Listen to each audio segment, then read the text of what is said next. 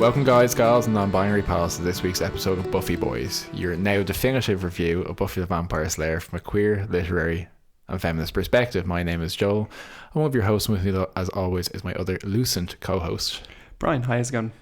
I don't know what that means. It means light-filled, giving off glowing with light. Okay. Of the light. It's a sunny bright day. I'm feeling effervescent. I'm playing a video game that has a lot of lucent enemies in it, and it's on my mind. I'm thinking about playing it later on, so all the energy is good. Okay, so it's all connected, I see. So, Joel, I have just realised that we have not discussed what we're going to talk about at all for the Bronze Banter. No, this is the safeties are off. We're going to a freewheeling here. Yeah, which is fun. I mean, you know, I don't hate it as a concept, but I do hate it as a concept.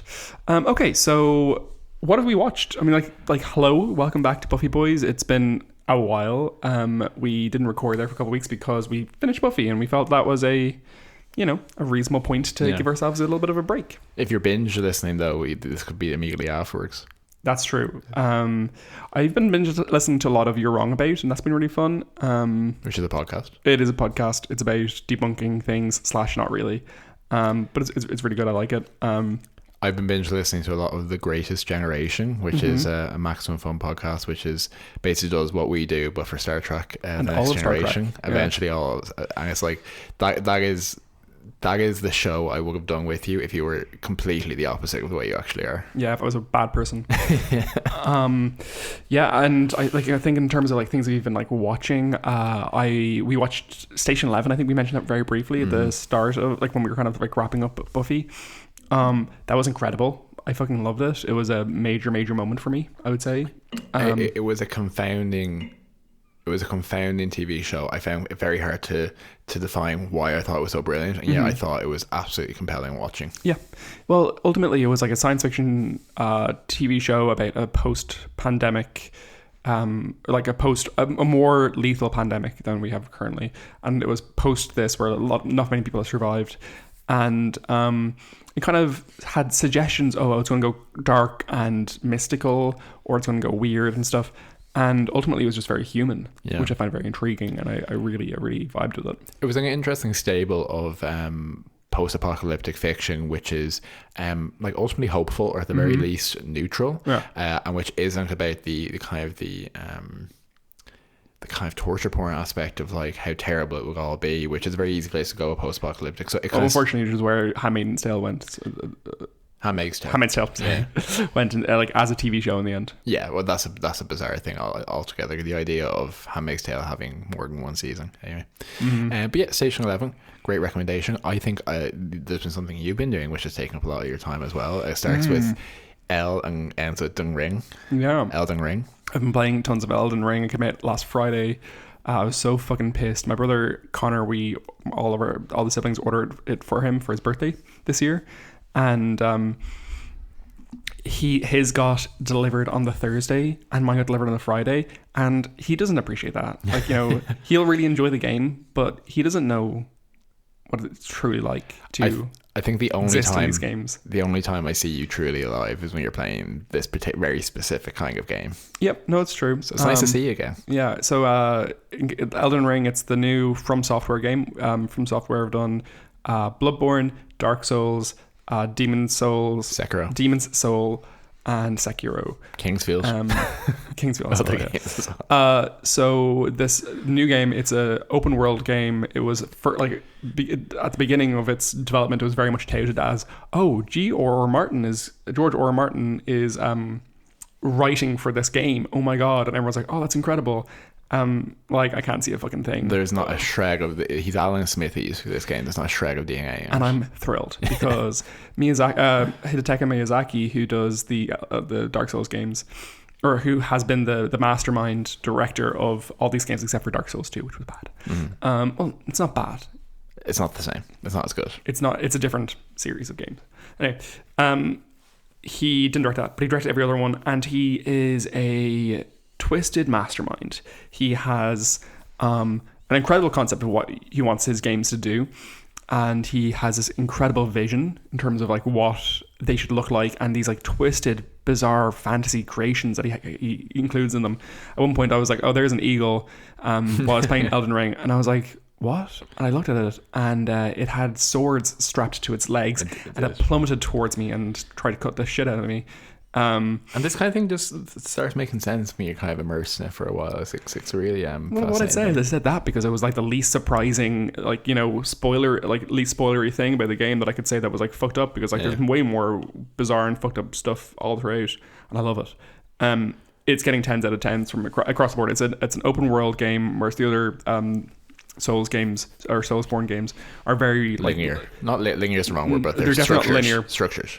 They're closer to adventure games than they are to open world games, and this open world element I thought was not going to sit well. Instead, it's beautiful. It's incredibly tastefully crafted and distinct, and so good. High recommendation if you are interested in playing video games and you can tolerate a bit of hard work. Play them. Play it. I think the most significant update of our couple of weeks is our fucking couch arrived. The couch, like we ordered it in July. The prophesized couch.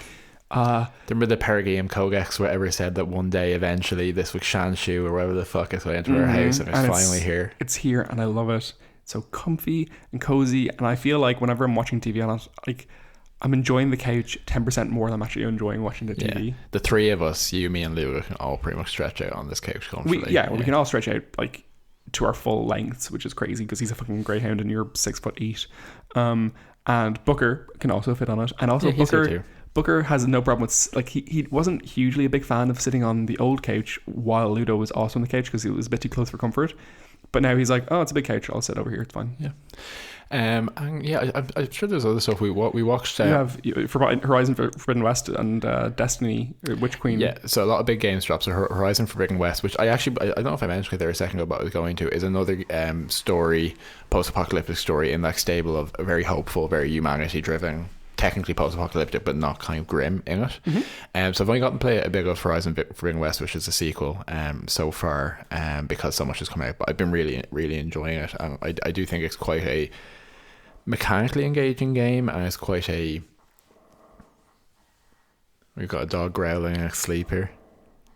Is that a snore? Would you call that a snore? It's a literal snore, yes. It's okay. Very mechanically engaging game, very I would say meditative in some ways, the storyline, so I've been really enjoying it. And yeah, just very briefly I'll touch on the fact that the next big thing in the Destiny 2 video game experience, the Witch Queen expansion has come out, and just briefly, it's great. I'm having a lot of fun. It really engages every part of my brain, from the lore side to the rule of cool side. It is mechanically challenging, and it does require me to really know how the game works and be good at my particular class, and I like that.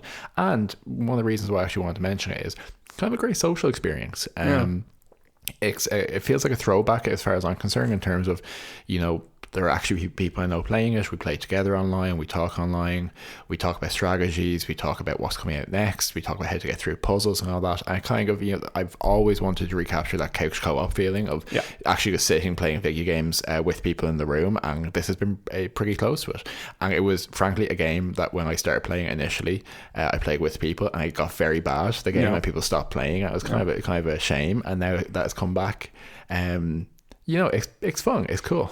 What's weird is that we haven't mentioned, like, I mean, the Ukraine invasion. Like, I mean, like, that's not something that we watched in the last couple of weeks, but like, I feel like we especially at the start of the pandemic, we noted current events, and we're like, oh, how crazy, how awful. And like, I think there's just come a sense of exhaustion from everything happening so constantly. And that's not to suggest that this isn't a major like awful event. Which I think most accurately, it can be described as kind of Russia's invasion of Ukraine. Yes, of course. It's awful. You know, if you're not aware of it, like, I don't think we should be your source for it. Turn on TV. But like, I'm certainly no expert. And also, like, I mean, yeah, I don't know. There's this, I think one of the weird facets of this specific cultural, like this specific political event is people are really communicating, hey, you don't have to be an expert in everything. It's okay to not comment on this. If you don't have something like specifically specialized, specifically useful to say in a situation, sometimes it's good to just listen. And also, you don't need to be an expert in everything that's happening at all times. It's exhausting, and also, like, not to suggest that, like, you know, your protest, your funding and your, like, etc. is not useful in this situation. Of course it is. It's enough to be supportive and vocal for generally the right side of history and for human rights and for people's well-being without proclaiming to be an expert on the specifics. Although, funnily enough, and I will anonymize this and keep this vague, a couple of days ago I did run into someone new. I met someone new, or like talking about what we do and all that kind of stuff, and they were basically saying that their background is they're an expert in border politics in Eastern Europe and Russia. And they were like, people don't usually care, and now suddenly, very quickly, I have a lot to do. I think it's also like very important to denote that, in no way to take away from the atrocity that's happening in Ukraine, it's important to note that, like, this war feels like it's impacting people more because it's white people and Europeans who are being attacked, and people should be, like, you know, like, have more awareness. The media should be have more outcry over other invasions, like Palestine. Like, you know, like, it's not hard to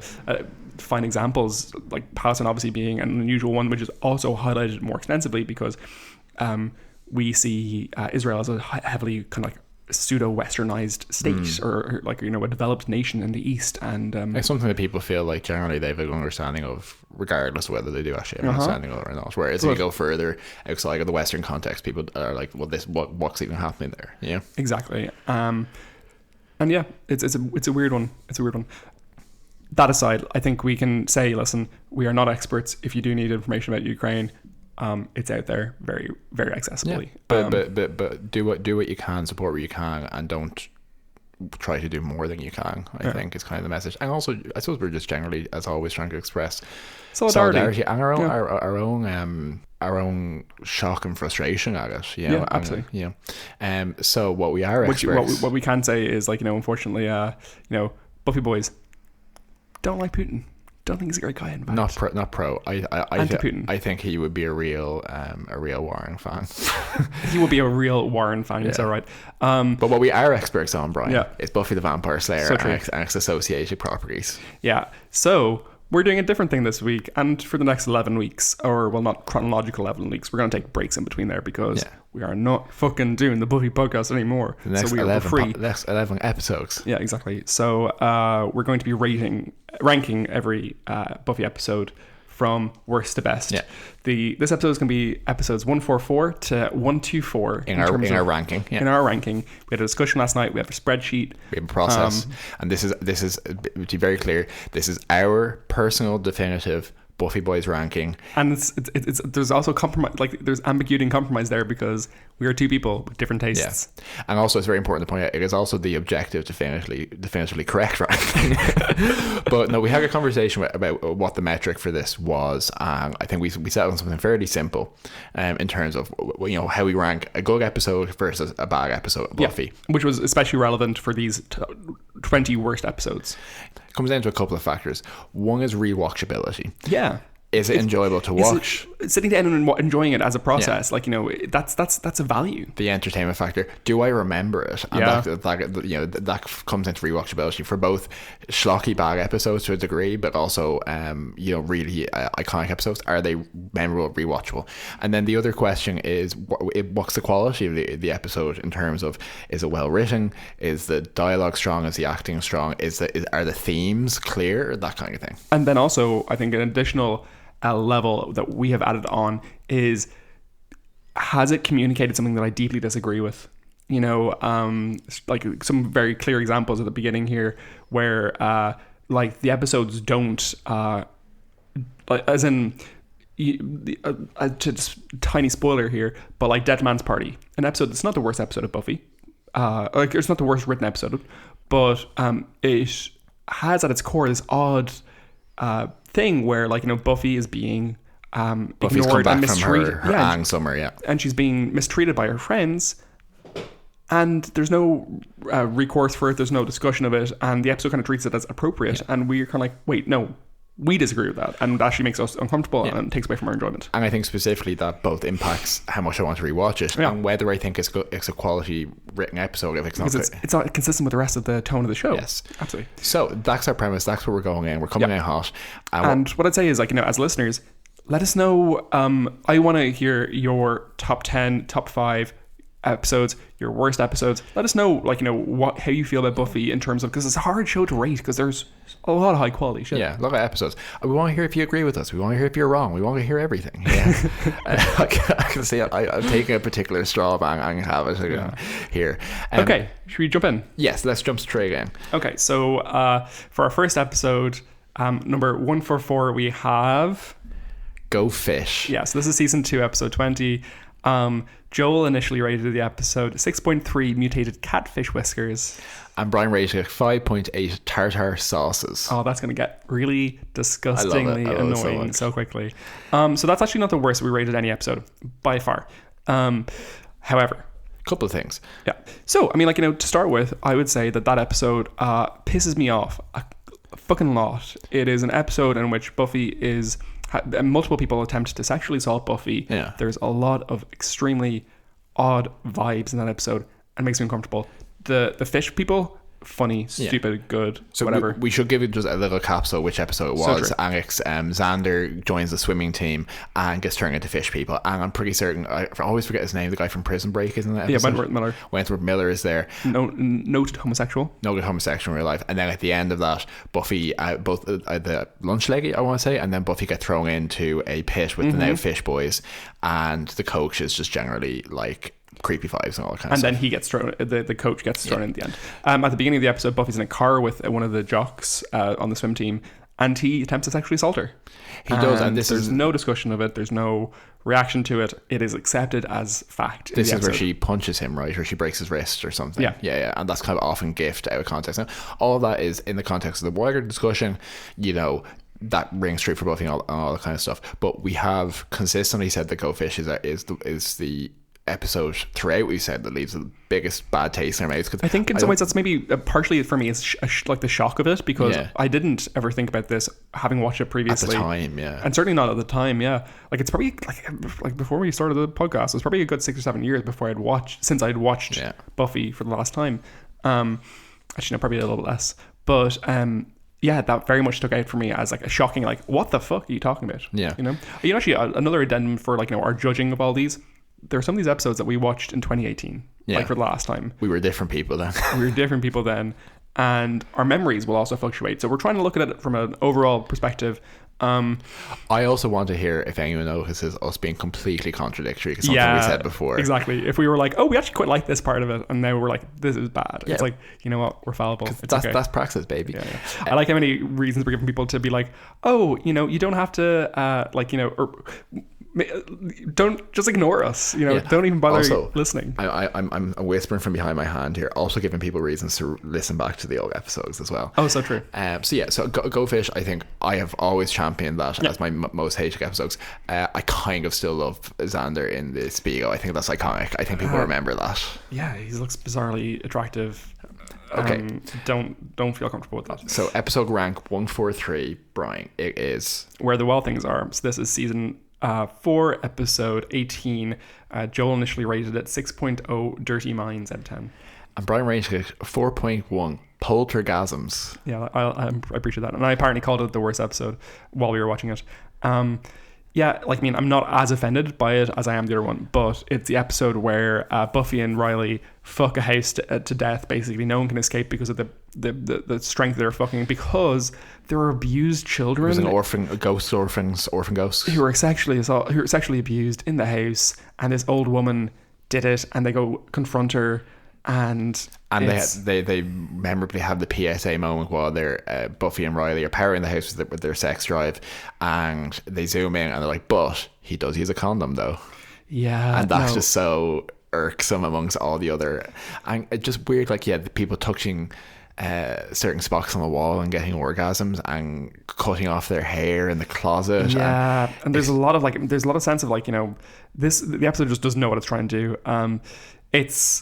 I don't like it. The only thing I do like about it is that Anya is quite a strong character, and she does actually end up like managing to kind of save the day a little bit through her strength of character. It's an episode, I think we found as we were looking through these that back episodes kind of fall into a couple of categories. It's either that they are really overworked and underproved, they're turgid like this is, they have some weird tonal issues, etc., or they're often very forgettable or very boring, you know. So there's kind of different reasons why an episode's bad. But yeah, this episode, I doubt it's anyone's favorite episode of the podcast or of the show Buffy the Vampire Slayer. Okay, so next up we have at episode number 142 is Wrecked, which is season 6 episode 10.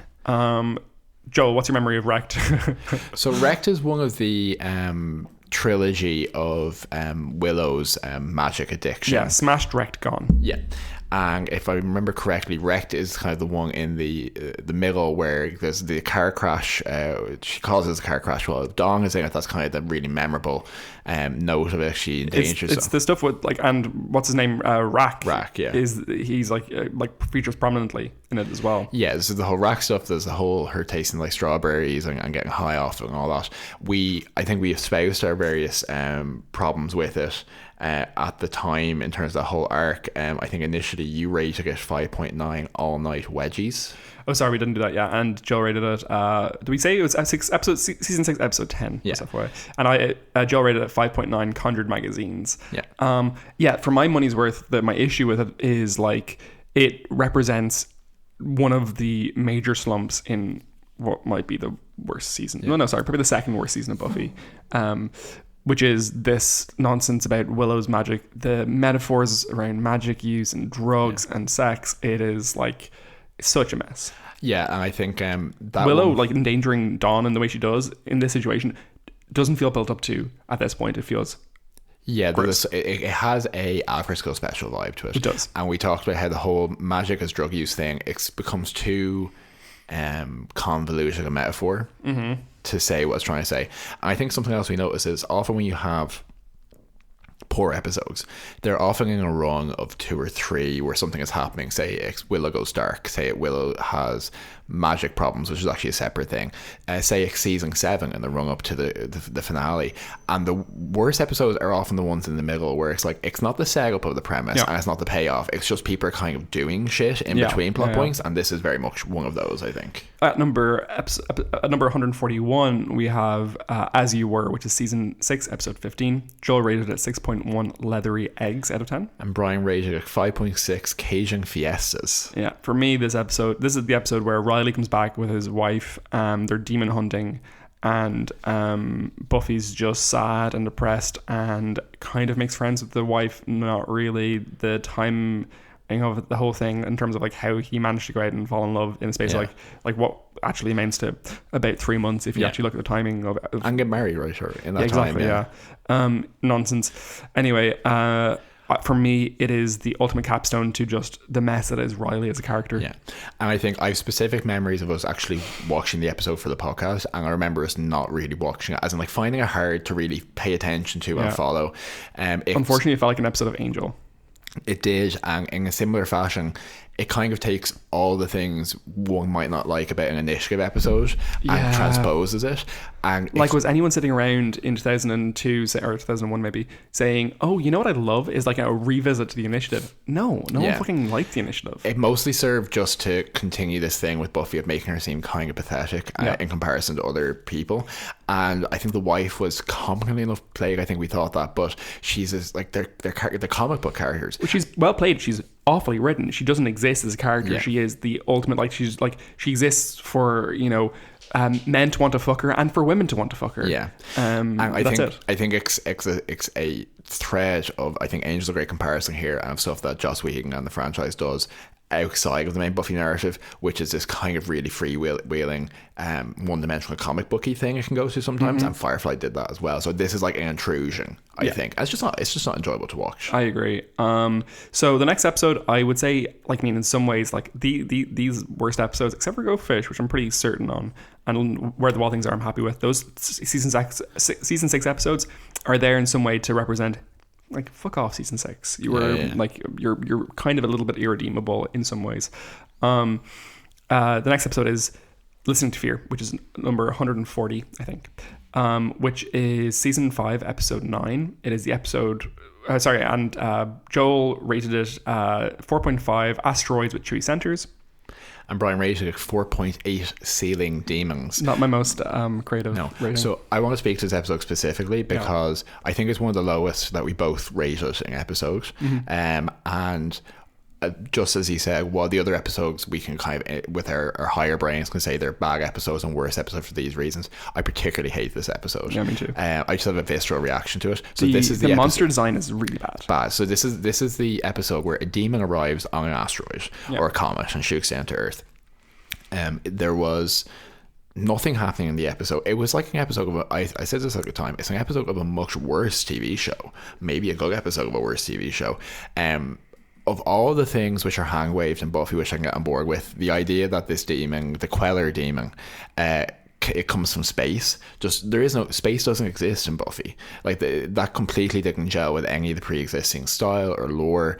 There was lots of scenes of people walking around really underdeveloped forest sets. You could see people, kind of walk in and out of frame in a way that wasn't to do with the widescreen. It was just poorly plotted, and it was just really uncompelling. And there's also the element that Ben is basically has decided to bring this thing to get rid of all the mentally ill people in Sunnydale because of there's all the mental health stuff as well. There's a real problem. Its only redeeming moment is there's a scene where Buffy is listening to salsa music, I think, or maybe it's actually My Corona. No, it probably isn't. They probably didn't get the... Is that the name of the song, My Corona? Yeah. My Sharona. Okay. Anyway, she's listening to, I think, a salsa song. Maybe it's just in the kitchen. She's scrubbing dishes. She's scrubbing dishes, and because Joyce has just had brain surgery. Maybe she's about to have brain surgery. Anyway, but she's recovering, and she is quite out of it. So that's why the creature comes to attack her. But Buffy's just silently weeping while washing the dishes, and it's an incredible moment of acting by Sarah Michelle Gellar in an otherwise trash episode. Okay, so the next episode we have here is episode number 139 in our ranking. It is Dead Man's Party, season 3, episode 2, and Joel rated it 6.4 ocular shovels out of 10. And Brian rated it 4.7 boy problems, which I'm surprised hasn't come up more often. But so true. Joel just pointed out that we need to really hit the enunciation on these because we really fucked up. It's so hard listening through these. It was so hard to distinguish what we actually rated these things because they're so out of context, and you need a lot of context clues to understand what we're saying. Yeah. So if anyone has continued trouble with this, let us know. We'll send you the spreadsheet. Maybe we should put this. I might put this list up somewhere at the end of this process. Yeah, I don't know. It's very damning of us. I will also say, if you're wondering what this rating is in relation to, so are we. For a lot of them. Ocular shovels. I think he has his eyes stick out, right? Like the context clues there is I actually remember from the episode that they killed Joyce's friend who's wearing the mask in Dead Man's Party by shoving a shovel through her eyes, and then she walks around with it in her head. Okay. So this episode is the one where Buffy has come back from her summer in LA where she was Anne. She's deeply depressed. She has just killed the love of her life, as far as she knows, to prevent the apocalypse. She's then been tortured in a hell dimension and become a communist. And and got her hunga-munga weapon. Yeah. You've been obsessed with that ever since. Yep. And as a response, her friends are horrible to her. They have no interest in finding out what happened to her, what happened to Angel, what happened, where she went. They are only interested in blaming her. They are only interested in telling her that she was wrong and bad. And Joyce kind of continuously is kind of cruel to her, saying, are you just going to run away again? Essentially, It is an episode.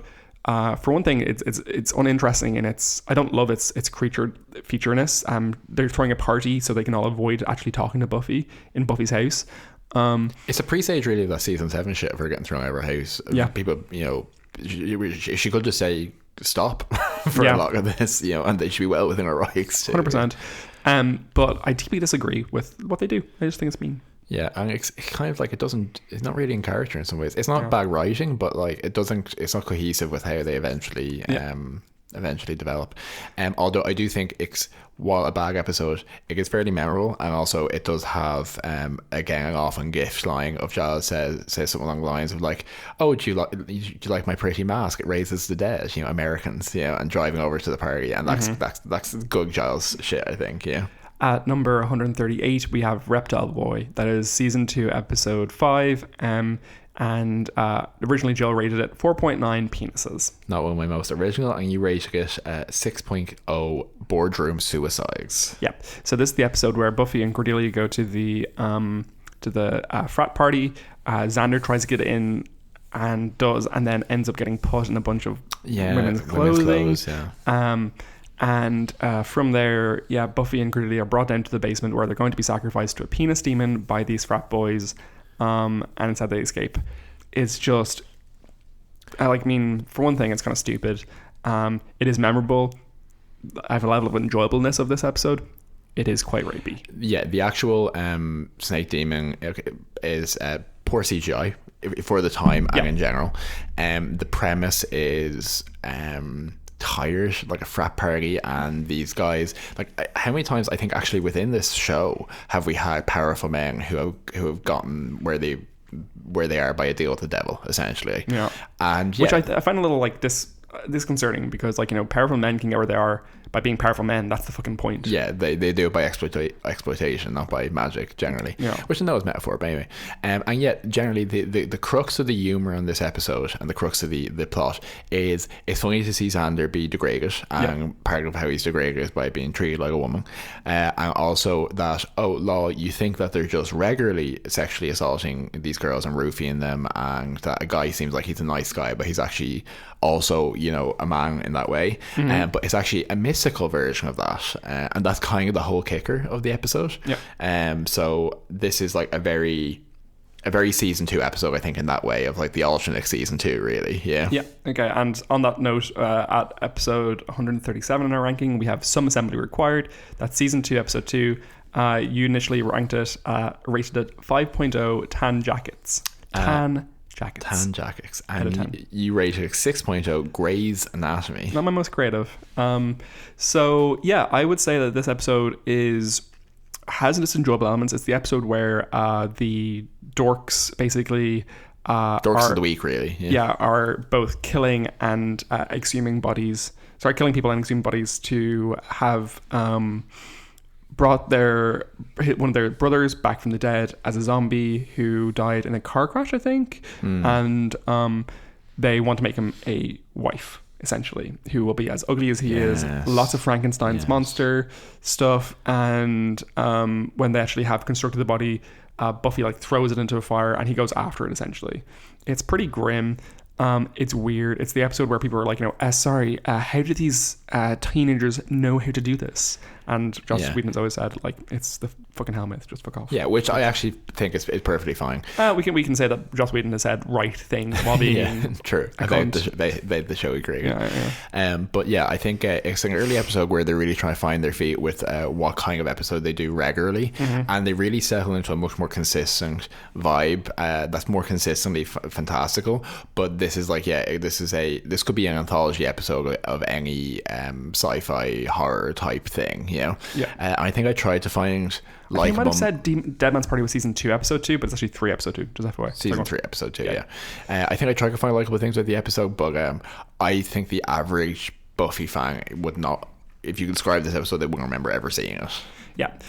Next up, we have at position 136. Oh my god, we have so much to go. We are not going fast enough. Okay, we have to go faster.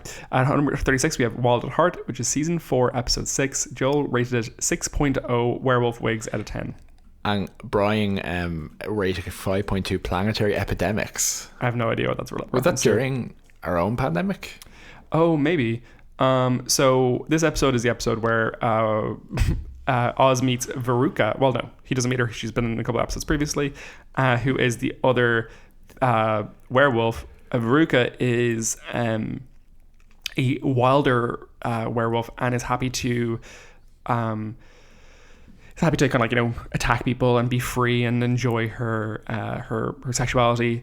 It's also an episode where, and she gets killed at the end by Oz, and Oz then leaves Willow. It's one of the weird, I think there was a trilogy of Oz werewolf episodes. The first one being quite good, the second one being meh, and the third one, in my opinion, this is the second one, and the third one is the one where he comes back in season 4. Maybe season 5? Anyway, this one being the weakest of the lot. It is a Willow-centric episode, but it's very much Willow as a victim. Willow as, things are just happening to her. And she's moping a lot over the fact that her boyfriend has an interest in this other woman. I find it bad. Yeah, I agree. I think the werewolf stuff had a lot of premise as a promise as another string on the bow of this fantasy TV show. It doesn't really come together, I think, consistently. I think Oz is enjoyable here. He was never enjoyable when he was under this kind of melodrama. Yeah. I don't like Veruca. So it's again not a fun watch. Okay, next up we have episode 135. It is Killed by Death, season 2, episode 18. Joel initially rated it 4.9 cheesy chips.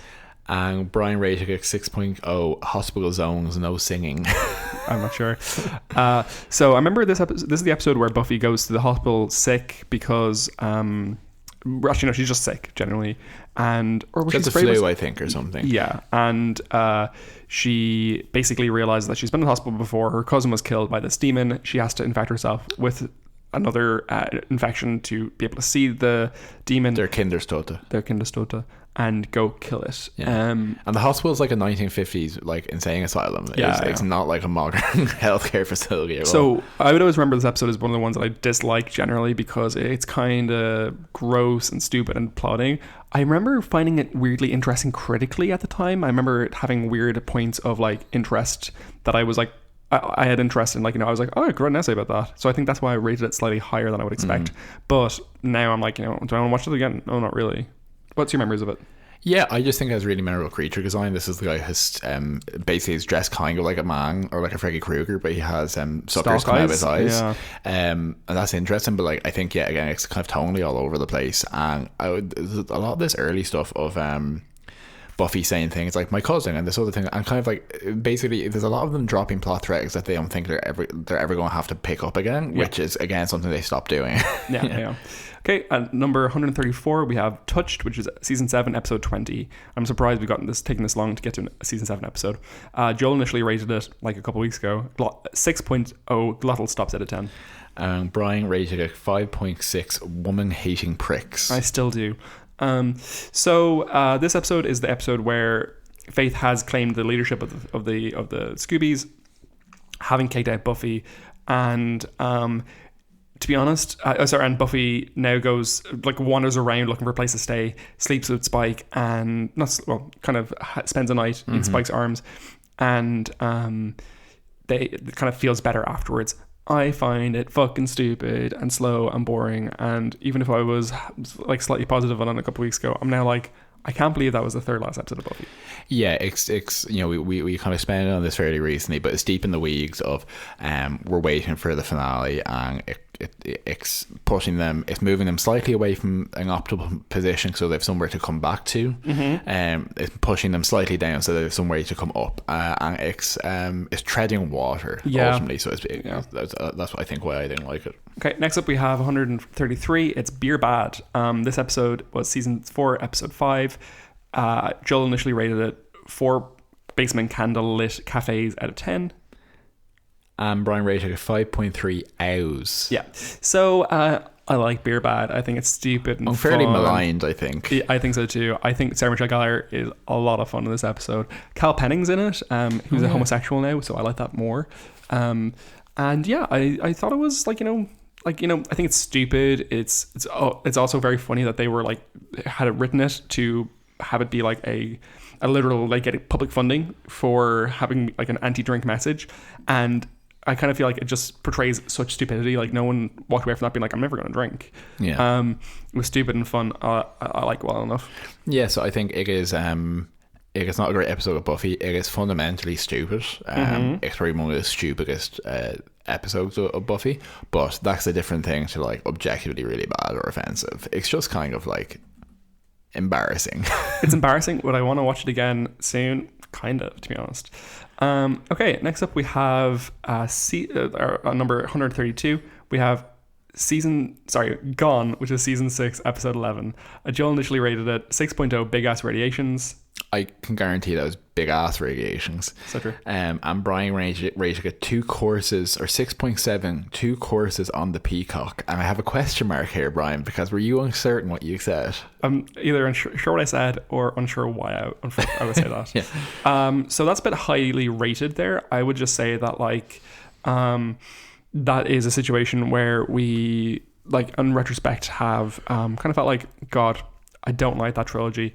I like Smashed a bit more. This is the Willow Dark Magic trilogy. Yeah. So this is the Willow Dark Magic trilogy. This is where Buffy has been zapped out of existence, so she's invisible now, and she has a haircut. She's messing with the social worker, who, by all accounts, is just doing her job to some degree. Oh yeah, she really harasses that woman. Yeah, she really does. And yeah, and like there's weird sexual stuff with Spike as well. There's weird sexual stuff with Spike specifically. That was one area that we really were like, ugh, in retrospect, where Buffy basically gives us the ick. It gives us the ick. Buffy is doing sex stuff with Spike while other people are in the room because she's invisible. The least Buffy thing you could ever do is have sex with a vampire while your friends are in the room. I think Xander was in the room, right, as well, wasn't it? It might have been Xander. Yeah. Like, that makes it worse. Don't like that episode. Do you have anything else to add there? No, just that. I think also that was some of the sillier early trio stuff that really didn't have a lot of weight to it. So it kind of, if anything, it preceded the show had kind of gone in a direction that maybe wasn't its finer days. Yeah. Yeah. And what I'd say about season 6 is that, like, you know, where season this can wait for another day. We are blasting through these. Next we have Hell's Bells. So that's at number 131. Season 6, episode 16. Joel initially rated it 5.8 human catfish whiskers, and Brian rated it 6.0 manic panic freaks, and I stand by it. Yeah, so obviously Hell's Bells is the 100th episode of Buffy. It is where Xander and Anya finally tie the knot, and it's not the 100th episode of Buffy. I'm not sure what I said that. I always think it is, but it's not. Where they are going to finally tie the knot, and it's a really impressive episode in terms of the creature design and the coordination of everything, but I don't like it. I don't like it kind of feels like it comes out of nowhere, in the sense that it feels like the show didn't really know what it was doing with Xander, if he was going to be finding love in Anya and finding peace, or if he was going to continue his own old shitty ways, and they kind of did both in this episode. The stuff about him going to like, you know, seeing his future and then being like, oh, I know it wasn't true, but also I feel like it could be, but also, etc. Crap. I do like Anya in the episode. I think Emma Caulfield does an amazing job being heartbroken. She looks beautiful, but yeah, don't like Hell's Bells at all. Not a fan. So again, up there with Listening to Fear, an episode that gives me a specific bad taste I don't like. Yeah. Because I think Emma Caulfield does great. I think everyone else, except for Xander and maybe Xander as well, do okay with the material they have. I think this is not a Buffy script. Yeah. It's everyone at a wedding. It's all family drama stuff. Everyone who isn't Anya or Xander doesn't have anything normal to do in this episode. And also the Xander-Anya conflict, even after close watching the show, I still don't understand what Xander's motivation was. Not that I don't agree with it, or either way, I don't understand it. Yeah. And the fact that he had saw this flash forward with these fucking half demon children with the elf ears and stuff, I was like, and well, that moment specifically of Xander assaulting Anya, yeah, like probably killing Anya with a frying pan, or whatever. Not good episode, Buffy. Okay, next up, episode number 130, we have Doomed, which was season 4, episode 11. This is the episode where they have a mini apocalypse divergence. I think it's just after Hush, so it means that 3 witch demon sisters in the basement of the high school, I think, is the apocalypse in question. Yeah. And I think it's like partially after Hush, so it's Riley and Buffy like trying to figure out each other and what they're doing. It's stupid. It's a really crappy like side, like stumbling into another area for absolutely no reason. Not a fan. What do you think, Joe? Yeah, so I think it's again, it's kind of treading water a little bit with the Riley stuff. It's a massive come down after Hush as well. Yeah. At that point in the series, it's not memorable. Like I literally did not remember there was another apocalypse that were meant to give some amount of weight to at this point in the show. Absolutely not. And it's again trying to figure out what to do with the Riley character, I think, to a large degree. And did we give our ratings for it actually? Oh, sorry, we didn't. So Joel initially rated it 6.9 children's bones out of 10. And Brian rated it 5.5 naked limbos. I'm comfortable with that. Yeah. Not a fan. Not a fan. Great. At number 120, and that was 130. And 129, we have Into the Woods, which is season 5, episode 10. Joel initially rated it 6.8 weepy chickens out of 10. And Brian rated it 6, I presume 6.0, strangely literal. I usually denote if it's actually 0.0. Okay, so just 6, strangely literal. Yeah. Were you being strangely literal about that? Maybe. So this is the episode where Riley is caught getting sucked on by vampires in a vampire crackdown. Buffy finds him, and he leaves being a shithead to her. Buffy's in the middle of her life falling apart. She's been harassed by this god. Her mother is dying, has just had surgery, and her sister is a fucking handful. And Riley takes this opportunity to be like, but you're not making it about me. Xander gives Buffy one of the worst speeches in all of Buffy the Vampire Slayer, the show. Saying something. Yeah, where he says, do you want to, he loves you. Are you really going to let him go? Why haven't you made it about him, Buffy? And she's like, oh God, maybe you're right. And it's like, no, he's fucking not. It's stupid. Like, the one thing I'll say is the strong imagery in the episode of Riley flying away in the helicopter while Buffy's shouting for him. Yeah, but I also thought it was so stupid. They just turn around. Yeah, I know. Yeah, Riley, pretty man, bad episode. I think what I will say about Into the Woods is I think it perfectly encapsulates why he has to leave the show, because once the initiative stuff is finished, he is a character completely orphaned by the show. He has nothing to do. Absolutely. So he never had any real emotional connection with anyone else in the gang other than Buffy. 100%. Okay. At number 128, we have End of Days, season 7, episode 21. So it's the penultimate episode of Buffy. Joel initially rated it 7.0 incongruous pagan temples out of 10. Brian rated 6.5 Wong of Robs. So this was only a couple of weeks ago we did this, and I think I can speak to this fairly easily for why it's a low episode. Please. This is the episode just before Chosen. And if you surgically take this episode out of the plot, there's absolutely nothing to it, because there's like a couple of good lines that Buffy gets, a couple of digs she gets in at Caleb, but it is entirely designed mechanically to set up for the finale for her to have the scythe. If I remember correctly, this is the episode where Andrew and Anya go to the hospital. Yeah, and that seems okay, but otherwise it's like out of nowhere, Buffy finds this secret temple in Sunnydale where a very important character who remains unnamed, who has protected the Slayers for all of history, gives her a weapon and dies. And part of a secret sisterhood, etc. Yeah, I'm offended by that. I do stand over that to testament to the enduring forgettableness at this point is that nowhere else in Buffy lore and expanding universe is she ever referenced again, this Gargian woman. So it's a real kind of like a dip suddenly before a great finale. Yeah. And the episode itself does nothing that stands by itself. Yeah. The next up I'd say we have at 127, Crush, season 5, episode 14, and that's at number 127. And Joel initially rated it 6.7 big bottles of aspirin in the club out of 10. And Brian rated it 6.0. I don't know. I didn't very many notes. I think I probably meant to write take very many notes. You didn't take very many notes in this spreadsheet either, apparently. 6.0. I don't know. I didn't take very many notes. So this is the episode where basically it is an episode where Drusilla, Harmony and Buffy are all kind of Spike's kind of women of affection, and his tension around that. Drusilla comes along, she slaughtered a bus or train full of people, which was actually quite chilling, and Spike eventually I think he kidnaps Buffy and Drusilla, has them tied up, and is going to stake Drusilla to show how much he loves Buffy. It's kind of playing for laughs, and it's actually quite creepy. Yeah, it's very creepy. Harmony gets pissed off with him. I think this is when she leaves him and kind of I think that's the last appearance before the current Angel episodes, potentially. It was gross for me. It's emblematic of just the absolute lack of idea that the writers had about what they're going to do with Spike ultimately. And yeah, don't like the episode. What do you think of it, Joel?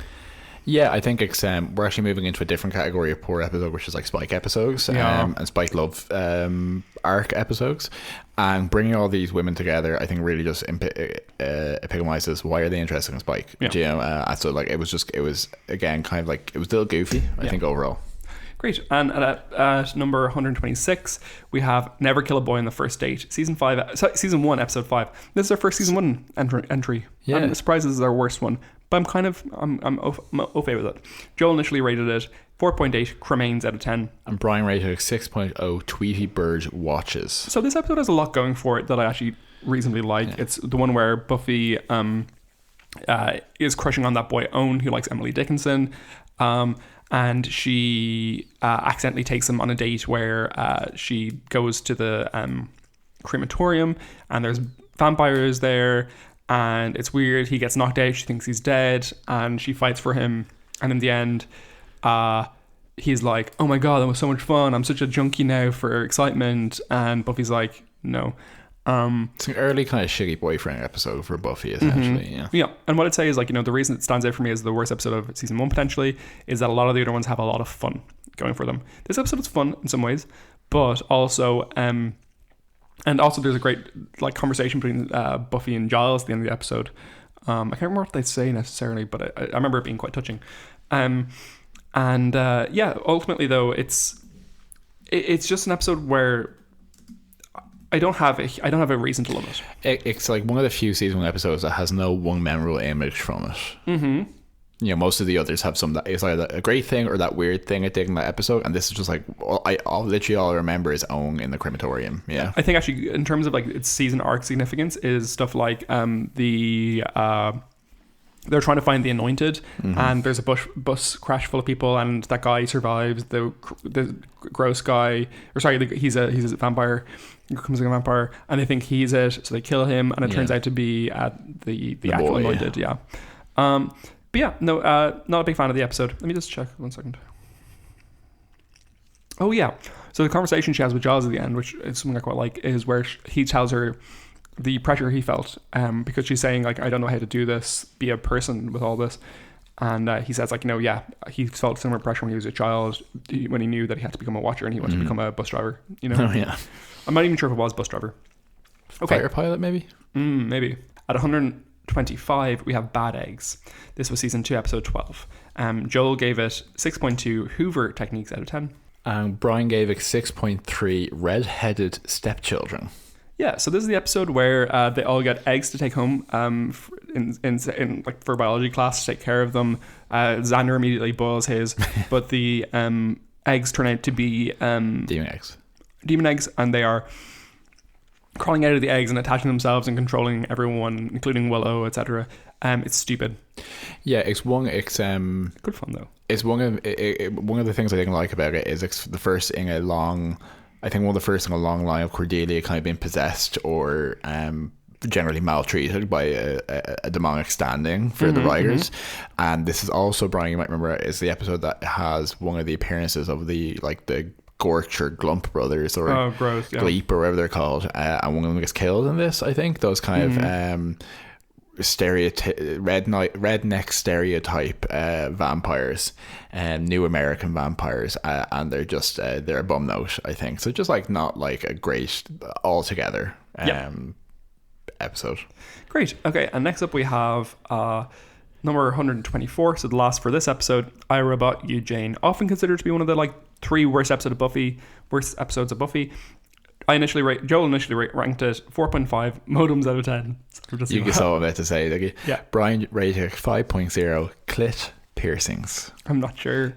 This was a I'm not sure. an early episode of ours. So this is obviously the episode where Willow falls in love with a guy on the internet, Malcolm, who she's communicating with via online chat, and it turns out he's a demon, Moloch, who invades computers, makes some boys kill themselves and be generally satanic, and then attacks Buffy and Willow and Xander. I like it. This is the episode that gave rise to the phrase "I'm jacked in," right? I'm jacked in. Yeah. It's so trashy, but it is you can't be really offended by it. There's a flashback at the start where it's enjoyable throughout. Yeah, it's like a flashback to him being a 15th century with some Italian monks, I want to say. There's the proto-incel who tries to electrocute Buffy in the shower. And then at the end of the episode, I don't know if you remember this, but they go to some completely unexplained factory location where they build a robot buggy for him. And Willow is just making an absolute jump the whole way through the episode. It is ridiculous, but I would absolutely watch it again in a heartbeat. And there's also, I remember, a really nice moment of the three of them caring at the end, together, and it's kind of nice. Anyway, so there we go. That was our bottom 20 worst episodes of Buffy. What do you think? Do you disagree? Are you offended? Are any of your most hated episodes not in there? Is one of your favorite episodes in there? Yeah, oh god. Let us know, tweet at us or something, whatever you want. Cool. Next episode, we will do the same again. We'll do another 20 episodes. We've already started ranking them, of course, because you kind of need to. Joel, should we move on to Cordelia Chase? Yeah, absolutely. So for the palate cleanser at the end of this episode, we're going to do the Cordelia Chase, which will be our review of Angel Season 5. And we're going to do 2 episodes per week. So we watch and review to the first 2 episodes of Season 5 of Angel, which are Conviction, which is the premiere episode, and I've literally looked at this about 7 times now. Just Rewards, which is the second episode. So I will take them individually, but kind of as a group as well. I like these episodes. So the first episode is Conviction, and having taken over the Wolf from Heart LA branch, this is the first episode where they show how they try to run it in a more ethical way, essentially, which is obviously impossible. Mm-hmm. So it starts off with, once again, maybe one of our last shocks in the show of the classic Angel, or someone like Angel, finds a woman in an alley being attacked, tries to protect them, etc. But after he does his Dark Avenger of the Night thing, lawyers turn up, meaty people turn up, a full SWAT team turns up to help him, etc. And this is the new corporate way that he has to approach it. And it mostly revolves around kind of expanding the setting. We get a lot more of Fred talking with Knox, who's the deputy head of her science department, who eventually will be set up to betray her. We see that Gong has been given more of a function, direction, in this episode. Harmony is introduced as Angel's secretary, which is, in my opinion, the best inclusion of an Angel just generally, full stop. You have stuff like you have the introduction of Eve, who's the liaison to the senior partners, who will be a character through the rest of the season. And a couple of things. You have a conflict between Angel and the head of his kind of military response team, who he ends up... I actually didn't realize how much I remember this moment, where he says to him, that the thing that distinguishes me, Angel, from you is we have something stronger than evil, it's mercy. And then he kicks a shotgun into the guy's mouth and kills him and says, I'm all out of mercy, basically. This is having gone... he hid something in his child's stomach or something. So that guy is basically heading up a response to another situation, which is that one of the criminals they represent, if he gets conviction, he has used his song as a container for a mystical virus, essentially, that will destroy Los Angeles. And they try and find the best way to resolve this, where the Wolf from Heart solution would be to kill the child and everyone in the building, and they're trying to find a different way to do it, and that's where all the conflict generates from. But the conviction is also them struggling with how can they actually do this from the inside. And one of the good things that Season 5 does is that they very specifically and textually give Gong a role. He injects a load of lawyery knowledge into his brain to finally have a use within the team and in this new environment, and he eventually resolves the situation with the son who's being sacrificed by the mobster, using the law, essentially. Badly written, the law, but the law. Oh yeah, nonsense. But it's all posturing to the jury, which I think American jury would absolutely be like, let him off, judge, etc., that kind of thing. And at the end of the episode, they open up an envelope which has been present the entire episode, and an amulet falls out, and Spike materializes. Yeah, so we basically see the reverse of what happened with Spike at the end of Chosen, and that's the stinger. It's that classic, we finally figured out what we're doing, maybe there's something we can do here, and then Spike comes back and you're like, what? Spike's on this show? It's not like this was announced a couple of weeks in advance. So I think it's a literal months in advance. I think it's a really strong season opener. I think it's a lot of fun. I think I can feel, it's almost like I can feel the dead weight of Season 4 behind me, and then finally I cut the string with my combat knife and it falls to its death. I feel like I'm burdened. I would give listing 8 failed feminist gestures, I think this is a really good season opener. I'll meet you at 8 failed feminist gestures. Yeah. And then the second episode is Just Rewards, which basically immediately follows on from Spike materializing. We see actually a flashback to the end of Chosen for anyone who wasn't watching. And then we deal with the integration of him into Wolfram Hart. There's a couple of new caveats to it. He's been resurrected by the amulet. He is a ghost, effectively, or he's non-corporeal for some reason. Yeah. He seems to be bound to Angel. He's actually bound to Wolfram Hart and to the amulet, so he can't leave the city. He gets to the city limits and keeps getting pulled back. And we get a lot of interesting exposition where it turns out that Angel did not tell any of the Angel crew about the First, about the amulet, about Spike dying, any of this stuff. And it just really solidifies he's a terrible manager in so many ways. And David Boreanaz looks quite good in the episode. He does. He absolutely does. We get more Nox stuff. We get more of basically how does Spike interact with all the different people in the crew, and what do they know of him? They're not aware that he has a soul as well, which is a really crucial part of it. If there's 2 vampires with soul, what does that mean? And also, if it wasn't last episode, it might be this episode, but introduces that Angel's secretary in the company is Harmony. No, that was the last episode. I noticed it. Absolutely. So Harmony's been reintroduced to the show. She's always a bit of zest. She obviously has some interaction with Spiker and the fact that they used to date and all that kind of stuff. And ultimately what it comes down to is another situation where they're trying to resolve shutting down. They're like exhuming bodies and taking stuff off them and selling the bodies to this guy who is a necromancer. Who's one of the most powerful clients, essentially. And so who do you send to fight a necromancer other than a dead man? And initially it seems like that Spike has sold Angel out to regain his corporality to this Necromancer. Necromancer is a pretty decent villain, I think, for an arch, pantomime villain. There's a lot of detail about how that works, and eventually how they resolve it is Spike tricks him into taking Spike into himself to inject into Angel to take Angel's body, and then instead Spike takes over the Necromancer, and there's some pretty decent fight scenes and some more conversation about how you can do good while essentially working for an evil law firm. And the kicker on the episode at the end is that Spike, for all his bravado and all of his posturing and all that, comes to Fred and says, please help me, because when I'm disappearing as a ghost, I go somewhere horrible and I'm being tortured and it's hell and I'm afraid of going back there. Please help me. It's really genuine. And I would say not as strong as the first episode, but definitely a 7. I was also thinking 7 felt feminist gestures. Those are enjoyable. Fun to watch. Yeah, and much more fun than season 4. Yeah, absolutely. So off to a good start, I think, and we have such a clear sense of premise. Everyone has stuff to do. There's a really obvious, if farcical, tension in the episode, or in the season. And no mention of Connor or any of that kind of stuff. All that stuff is gone. A very brief mention of Cordelia. So unfortunately, that's kind of left behind as well. But yeah, we're into season 5 now of Angel. Wonderful. Okay. Well, that's wonderful. We will be a little bit faster next week about going through the episodes. What we're going to do is the next episode we're going to do 20. For the third episode we'll do 20. Next one is 15, then 15, 12, 12, 10, 9, 6 and 5. So no one's going to remember that. No, but we're basically, the idea is that we're going to be talking about fewer and fewer episodes as we go through the season of Angel, so that we can focus more on the better episodes of Buffy. Yeah, absolutely. Where the last episode we're going to be talking for the entire time about why the top 5 episodes, why Double Meat Palace is one of the top 5 episodes of Buffy. Yeah. Okay. Brian, welcome back.